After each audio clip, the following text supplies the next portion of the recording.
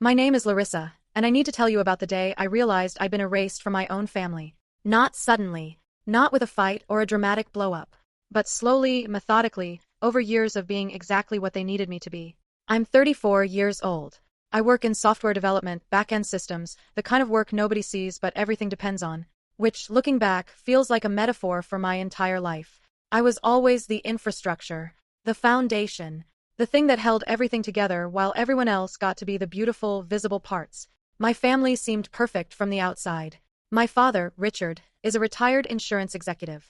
My mother, Patricia, taught elementary school for 30 years before retiring. They live in a pristine craftsman house in the suburbs with a garden my mother tends like it's her religion. My older brother Marcus is a sales director, confident, loud, the kind of person who fills a room the moment he enters it.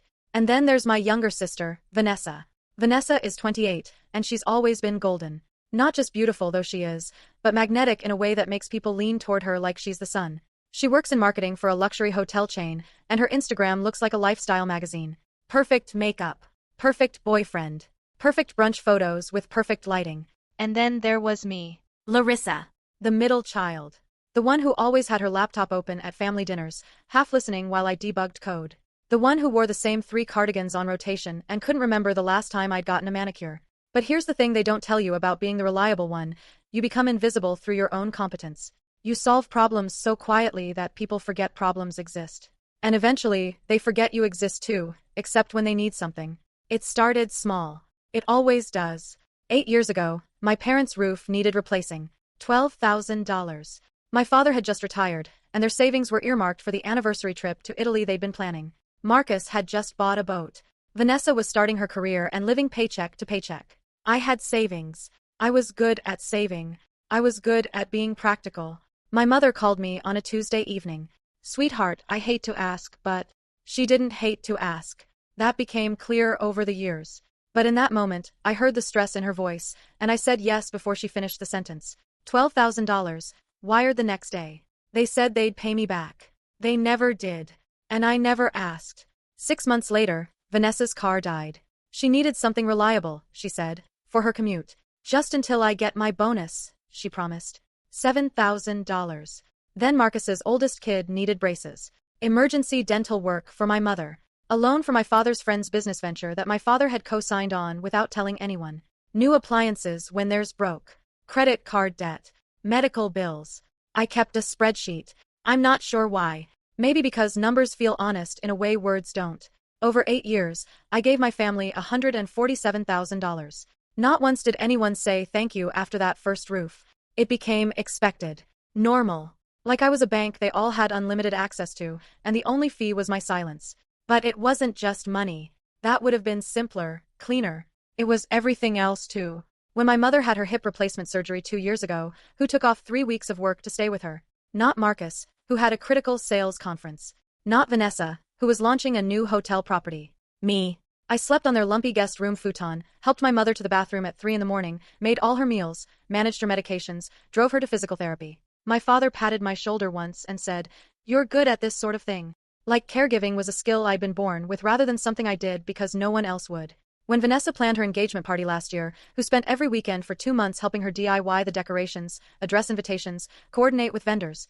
Who paid for the flowers when Vanessa realized she'd gone over budget? When Marcus's marriage hit a rough patch, who did he call at midnight, drunk and sobbing?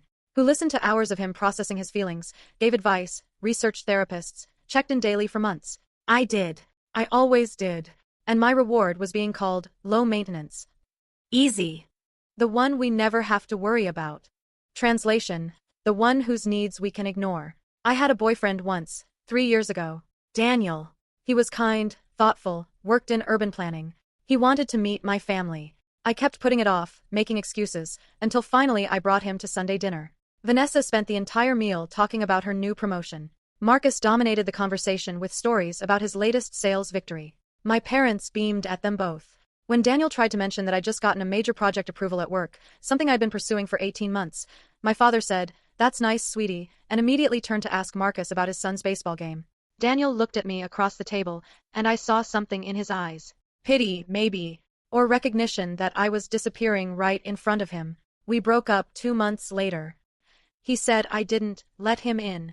But how could I? I barely existed in my own life. I was too busy being whatever everyone else needed. 3 months ago, everything changed. My parents' 40th anniversary was approaching. 40 years. It was a big deal, and everyone knew it. My mother had been dropping hints for months, subtle comments about how quickly time passes, how important milestones are, how she hoped everyone could be together to celebrate. I started seeing Marcus and Vanessa in hushed conversations at family dinners. They'd go quiet when I entered rooms. My mother would get this bright, excited look on her face and then quickly change the subject when I asked what was happening. I assumed, stupidly I see now, that they were planning a surprise party. And I assumed I was part of the surprise planning committee, or at least that I'd be included in whatever they were organizing. Then, 6 weeks before the anniversary, Vanessa called me. "Hey, so about Mom and Dad's anniversary," she started, her voice carrying that cheerful business-like tone she uses with difficult hotel clients. "Yeah, I've been wondering when we'd start planning," I said, already mentally calculating what I could contribute financially. "Well, Marcus and I have been handling it," she said. "We've rented out the Ashford estate. You know, that gorgeous venue by the lake? We're doing a full dinner, live band, the works. It's going to be incredible." I felt a swell of something, not quite pride, but relief maybe. They were handling it. I wouldn't have to manage another family event. "That sounds amazing," I said. "What do you need me to do? Help with invitations? Decorations? Just let me know." There was a pause. A beat too long. "Actually, Larissa, that's what I'm calling about." Her voice shifted, became careful. "The venue has a pretty strict capacity limit, and we've already hit it with the guest list. So, we wanted to let you know early so you could make other plans that weekend." I must have misheard. "What do you mean, make other plans?" "The party. It's going to be intimate, you know? Just close family. Mom and Dad's closest friends. We're keeping it small." My hand tightened around the phone. "Vanessa, I'm literally their daughter." "I know, but," she sighed, and I could picture her pressing her fingers to her temple the way she does when she's annoyed. "Look, it's complicated. Marcus and I are hosting, we're paying for everything, and we get to decide the guest list. This is about celebrating Mom and Dad, not about you." "Not about me. Their daughter. Their middle child who'd given them $147,000. Who'd slept on their futon and held their hands through surgeries and listened to their problems and disappeared myself so completely that apparently I'd become optional." "Is this because of money?" I asked, my voice steady despite the roaring in my ears. "Because I haven't been able to contribute lately?" I'd been saying no more often in the past 6 months. No to Vanessa's small emergency requests. No to Marcus asking me to co-sign on his new investment property. No to my mother's hints about wanting to remodel the kitchen. I'd been trying to save for a condo. Trying to build something for myself. "It's not about money," Vanessa said, but her tone said otherwise. "It's just, Mom and Dad want something elegant. Refined. And honestly, Larissa, you don't really fit. You never dress up, you're always on your laptop, you don't socialize well. This is their special night, and we want it to be perfect." "I don't socialize well. I never dress up. I don't fit." The words landed like physical blows. "Vanessa," I said slowly, "are you seriously telling me I'm not invited to my own parents' 40th anniversary party?" "It's family only," she said, as if that explained everything. Family. Only. I was not family. Turning point. Emotional transformation. I should have screamed. I should have cried. I should have felt something hot and immediate, rage or heartbreak or betrayal. Instead, I felt cold. Crystalline. Like something inside me had frozen solid and then shattered, leaving behind only clarity. I was so calm when I spoke. "I see. Don't be dramatic about this," Vanessa said quickly. "It's just one night. You'll have plenty of other chances to see them." "Sure," I said. "Of course. Great. I'm glad you understand. Oh, and obviously don't mention this to Mom and Dad. We want them to just enjoy the night without any drama." Drama. I'd given them 8 years of silence, money, labor, and love, and setting a boundary was drama. "I won't say a word," I promised. And I didn't. But not for the reasons Vanessa thought. I hung up and sat in my apartment. My small, practical, barely decorated apartment that I'd never made a priority because I was too busy funding everyone else's lives, and I felt that clarity sharpen into something like purpose. I opened my laptop. Not to work for once, but to do something I'd been putting off for months. I logged into my bank accounts, my credit cards, my payment apps.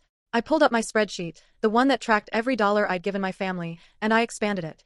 Added columns, dates, interest calculations, screenshots of text messages requesting money, copies of checks, Venmo transactions, wire transfer receipts. Then I opened my email and started a new folder. Evidence. I didn't confront anyone. I didn't send angry texts. I didn't show up at Sunday dinner and make a scene. Instead, I became very, very busy. I scheduled a consultation with a lawyer. His name was Trevor Michaels, and he specialized in family law and financial exploitation. I walked into his office with a USB drive containing 8 years of financial records. I need to understand my legal options, I told him. And I need to know if what my family has done constitutes fraud. Trevor was in his 50s, with gray temples and reading glasses that made him look like someone's kind uncle. But his eyes were sharp when he reviewed my documents. Ms. Chen, he said after an hour of reading, did you ever sign any loan agreements with your family members? No. They always said they'd pay me back, but nothing was ever in writing. And these requests, they came with promises of repayment? Every single time. He leaned back in his chair. What you've described is financial elder abuse in reverse, essentially. You've been systematically exploited for resources by people who had a relationship of trust with you. The fact that there are written promises of repayment in these text messages creates an implied contract. The fact that they never intended to repay, which we can demonstrate through pattern and behavior, could constitute fraud.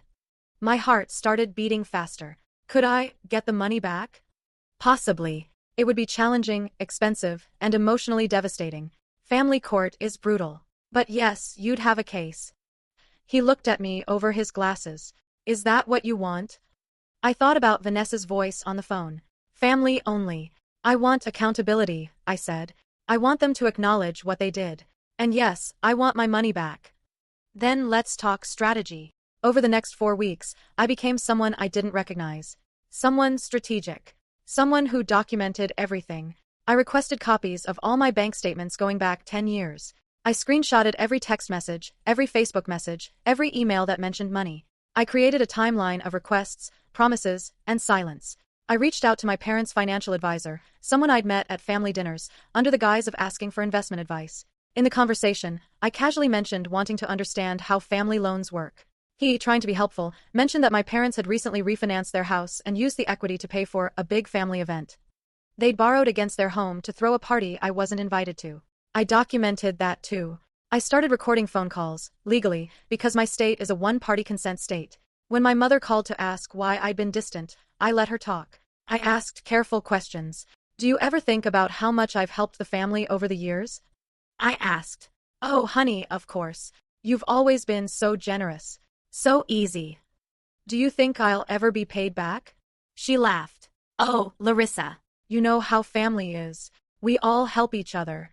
That's what love is. Love is debt forgiveness, apparently, without consent.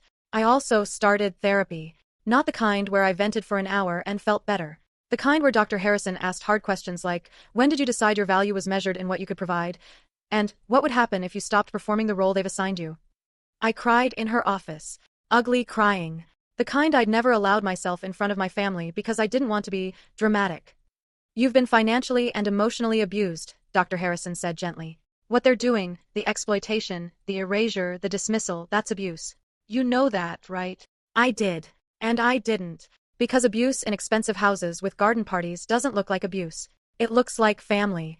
The weekend of the anniversary party arrived. I wasn't there, obviously. But I made sure people knew where I was. I'd booked a trip to Vancouver. Spontaneous, expensive, completely unlike me. I checked into a beautiful hotel overlooking the harbor, and I posted about it. Not dramatically. Just a simple photo of the sunset over the water with a caption, sometimes you need to invest in yourself. Happy anniversary to putting my own life first. I didn't tag anyone. I didn't mention my family.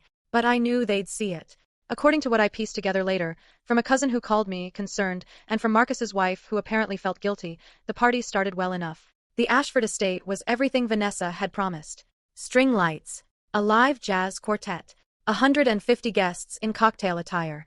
My parents, dressed beautifully, greeting everyone at the entrance. And then, about an hour in, people started asking questions. Where's Larissa? Is your middle daughter running late? I haven't seen Larissa. Is she all right? My parents, apparently, didn't know I hadn't been invited. Vanessa and Marcus had told them I was busy with work and would try to make it. They checked their phones. Saw my post from Vancouver. Saw me, smiling, 1,000 miles away. My mother's face went white, my cousin told me. My father pulled Marcus aside, and their voices were heard across the venue, sharp, angry, confused. What do you mean you didn't invite her? It was Vanessa's decision. She's our daughter. She never contributes to anything anyway. That last line, according to my cousin, was when my mother started crying. When the carefully constructed elegance of the evening began to crack. My phone started ringing. First my mother, then my father, then Marcus, then Vanessa, her voice shrill with panic. I didn't answer. I ordered room service, drank wine on my hotel balcony, and watched the sun set over mountains I'd never seen before. And for the first time in 8 years, I felt like I could breathe. They showed up at my apartment 3 days later. All of them. My parents, Marcus, Vanessa. They must have used the emergency key I'd given my mother years ago, because I came home from work to find them sitting in my living room like an intervention committee. We need to talk, my father said, his voice heavy with disappointment, the kind usually reserved for when I was a teenager who'd missed curfew. I set down my bag very carefully. You're in my home without permission. We're family, my mother said, her eyes red from crying. Larissa, what's going on? Why would you humiliate us like that? Humiliate them. By existing visibly, 1,000 miles away. I'm going to ask you to leave, I said. Not until you explain yourself. Marcus stood up, broad and intimidating in my small living room. Do you have any idea what you did? The party was a disaster. Mom cried through the whole thing. Guests were asking questions we couldn't answer. You embarrassed us. I embarrassed them. Get out, I said quietly. Larissa, please. Vanessa stepped forward, her voice pleading. I'm sorry, okay? I made a mistake. But you blowing up our parents' anniversary over a simple misunderstanding. It wasn't a misunderstanding, I interrupted. You told me I wasn't family. You told me I didn't fit.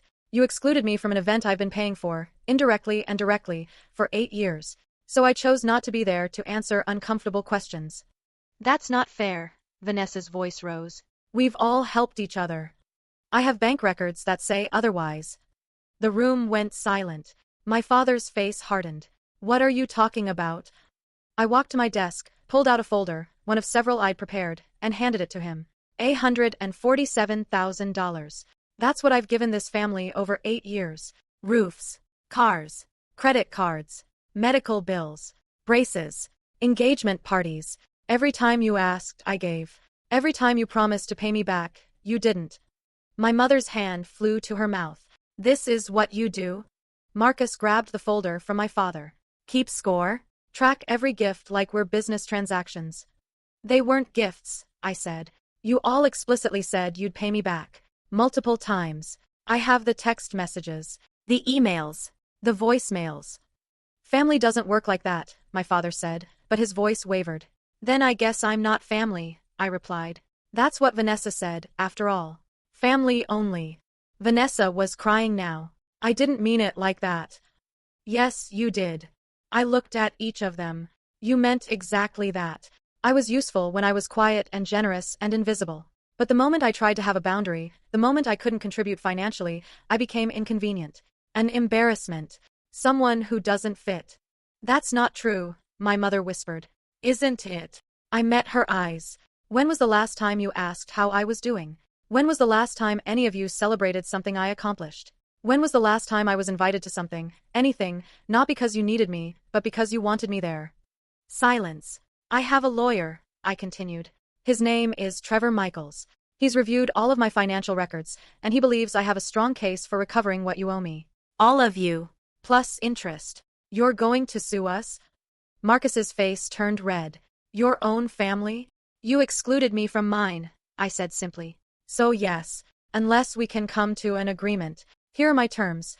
You pay back every dollar. With interest. On a payment plan we'll formalize through my lawyer. And you all attend family therapy, together and individually, to address the patterns that led to this. This is insane, Vanessa said. This is accountability, I corrected. My father was staring at the papers in his hands, and I watched something change in his face. Shame, maybe. Or recognition. $147,000, he said softly. Plus interest, I added. Comes to about $173,000. My mother sank onto my couch, her face in her hands. I'm giving you 2 weeks to respond, I said. After that, my lawyer files the lawsuit. You should probably get your own attorney. Larissa, my father started. Get out of my home, I said. Now. They left.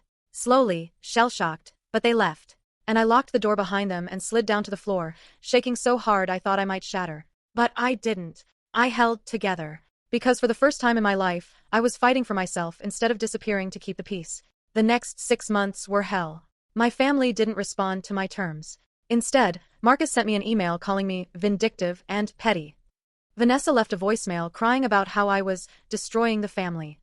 My mother sent a card, a literal greeting card, with a note saying she forgave me and hoped I'd come home soon. Forgave me. For being excluded. For being used. I had my lawyer file the lawsuit. 3 separate civil suits, actually. One against my parents for $73,000, one against Marcus for $42,000, and one against Vanessa for $58,000. All meticulously documented, all with evidence of explicit promises to repay. The local news picked up the story. Daughter sues family over unpaid loans, made the rounds on social media. I became a villain in certain circles, the ungrateful child, the mercenary daughter, the one who couldn't forgive family mistakes. But I also became a symbol to others. I received hundreds of emails from people, mostly women, who told me they'd been erased too. Used too. That they saw themselves in my story. My family hired a lawyer. Expensive one who tried to argue that my gifts were voluntary, that there was no evidence of explicit loan agreements, that I was trying to profit from normal family dynamics. But Trevor was better. He presented the text messages, the emails, the voice recordings. He showed the pattern: request, promise, silence, repeat. He demonstrated that my family had systematically exploited my generosity while simultaneously excluding me from family consideration. The judge, a woman in her 60s named Honor Martinez, listened to 6 hours of testimony. She reviewed boxes of evidence. She heard my mother cry on the stand about how family should forgive. She heard Marcus claim he always planned to pay Larissa back eventually. She heard Vanessa insist that the anniversary party exclusion was just a misunderstanding. And then Judge Martinez asked a question that changed everything. "Ms. Chen," she said, looking at me over her reading glasses, "if your family had simply been honest with you, if they'd said from the beginning that these were gifts they couldn't repay, would you still have given the money?" I thought about it. Really thought about it. "Maybe some of it," I said honestly. "But not all. And not at the expense of my own future. I would have set boundaries. I would have said no sometimes. But they didn't give me the option of informed consent. They made promises they knew they wouldn't keep." Judge Martinez nodded slowly. "And the anniversary party. Can you explain why that event was significant in your decision to pursue legal action?" My throat tightened. It wasn't just that I wasn't invited. It was what it represented. I'd been erased. I'd paid for so much of their lives that they felt entitled to my money without my presence. I was valuable as a resource but not as a person. And when I realized that, I took a breath. I realized I'd been complicit in my own erasure. I had to stop. The courtroom was silent. "This court finds," Judge Martinez said, her voice clear and firm, "that the defendants systematically exploited the plaintiff's generosity through explicit promises of repayment that they never intended to honor. This constitutes fraud by false pretense and unjust enrichment. The evidence is overwhelming and unambiguous." She ruled in my favor. Full amount, plus interest, plus legal fees. Payment plans were established. Assets were potentially going to be seized if payments weren't made. My parents would have to sell their house if they couldn't make payments. Marcus would have to liquidate investments. Vanessa would be paying me for the next decade. My mother sobbed in the courtroom. My father looked like he'd aged 10 years. Marcus and Vanessa wouldn't look at me. I felt no triumph. Just exhaustion. And something like grief. Because I'd won the case, but I'd lost my family. Or maybe I'd never really had them to begin with. The money started coming in payments. Automatic bank transfers on the 1st of every month. I saw my account balance grow for the first time in years, and instead of feeling victorious, I felt empty. I bought the condo I'd been dreaming of. 2 bedrooms, big windows, a small balcony where I could drink coffee and watch the sunrise. I decorated it slowly, artwork, plants, furniture I actually liked instead of whatever was cheapest. I went back to therapy. Dr. Harrison helped me untangle 8 years of learned behavior, of making myself small, of equating love with depletion. "You're grieving," she told me. "Not just the family you lost, but the family you thought you had. The family you deserved but never got." I am. Some days I wake up and feel angry all over again. Some days I feel guilty, like maybe I was too harsh, too unforgiving. Some days I feel nothing at all, just a blank space where my family used to be. I blocked Marcus entirely. No emails, no calls, no social media. He made his position clear. I was dead to him. Vanessa sends periodic messages. Apologies that don't quite land, requests to move past this, reminders that family is forever. I don't respond. I'm not ready. Maybe I never will be. My parents are the hardest. My mother calls once a month, always on a Tuesday afternoon. I usually don't answer, but sometimes I do. We have stilted conversations where she talks about the weather and asks if I'm eating enough, and neither of us mentions the lawsuit or the money or the fact that we'll probably never have Sunday dinner again. My father sent one letter. Handwritten. It arrived 3 months after the court ruling. Larissa, it said, I've had time to think, to really see what we did. Your mother and I took you for granted. We thought because you were capable and quiet and generous, you didn't need the same attention as Marcus and Vanessa. We were wrong. We used you. And then we erased you when you stopped being useful. I don't know if you can forgive us. I don't know if I'd forgive us. But I want you to know, we see it now. We see you now. And we're sorry. I've read that letter 100 times. I keep it in my desk drawer, and sometimes I take it out and try to feel something definitive. Forgiveness or anger or closure. Mostly I just feel sad. It's been a year and a half since the anniversary party I wasn't invited to. I got promoted at work. Senior developer. The kind of recognition I'd been working toward for years. I celebrated by taking myself to an expensive restaurant and ordering the most ridiculous dessert on the menu. I started dating again. Slowly. Carefully. I'm learning what it means to be in a relationship where I'm not constantly proving my worth, where my value isn't measured in what I can provide. His name is James. He's a teacher, patient and kind, and when I told him the story of my family, the whole story, not the edited version, he held my hand and said, "That took incredible strength. You should be proud." I am. I think I am. I've also found a community. Other people who've had to set boundaries with toxic families. We meet once a month, and we share stories, and we remind each other that choosing yourself isn't cruelty. It's survival. Last month, my cousin, the one who told me about the party's implosion, reached out. She asked if we could get coffee. I almost said no, but something in her message felt genuine. We met at a small cafe downtown. She apologized for not speaking up when she'd known I was excluded. She said she'd been watching my family for years and always felt uncomfortable with how I was treated, but she didn't know how to say something. "You were so good at pretending everything was fine," she said. "You made it look easy." "That was the problem," I replied. She nodded. "For what it's worth, I think you did the right thing. It was brutal, but it was right. We're not close, but we text sometimes. Small things. Funny memes. Book recommendations. It's not family, but it's connection. And that's something. I've learned a lot over the past year and a half. About family, about money, about the difference between generosity and self-destruction. I've learned that some people will take everything you offer and still find you insufficient. I've learned that being quiet doesn't make you less valuable, but it does make you easier to ignore. I've learned that the hardest person to advocate for is yourself, especially when you've spent years learning to be invisible. And I've learned that family isn't a blank check. It doesn't entitle people to your resources, your peace, or your dignity. Real family, the kind that matters, sees you, values you, includes you not because you're useful, but because you're you. My family called the anniversary party family only, and they meant it. I wasn't family in their eyes. I was a service, a resource, an ATM with feelings that didn't matter. And when I finally stood up for myself, when I said no more and demanded accountability, I became the villain in their story. The ungrateful daughter. The greedy sister. The one who ruined everything. But in my story, I'm the hero. I'm the one who finally chose herself. Who said her needs mattered. Who demanded to be seen as a whole person instead of a convenient solution to other people's problems. Was it painful? Absolutely. Did it cost me the family I thought I had? Yes. But it gave me something more valuable. It gave me myself back. I think about that phone call from Vanessa sometimes. It's family only. Those 3 words that shattered everything and rebuilt it into something honest. Because she was right. It was family only. And I finally learned I have to be my own family first. I have to protect myself, advocate for myself, invest in myself. I have to be the person who shows up for me, even when no one else does. Especially when no one else does. I don't know if I'll ever reconcile with my parents. If I'll ever have a relationship with my siblings again. Some days I hope we will. Some days I think maybe the healthiest thing is to accept that some families are better loved from a distance, or not at all. But I know this. I would make the same choice again. I would choose myself. Every time. Because I wasn't invited to my parents' anniversary party. My sister called it family only. And that rejection, as painful as it was, gave me permission to stop erasing myself to fit into spaces where I was never truly welcome. It gave me permission to exist fully, loudly, unapologetically. It gave me permission to be my own family. And that's worth more than any party. More than any reconciliation. More than any amount of money. It's worth everything. My name is Larissa. I'm 35 years old. I'm a senior software developer, a condo owner, a girlfriend, a friend, a person who's learning how to take up space without apologizing for it. And for the first time in my adult life, I'm not paying for the privilege of existing. I'm just existing. And that's enough. I'm enough. Even if I'm the only one who sees it.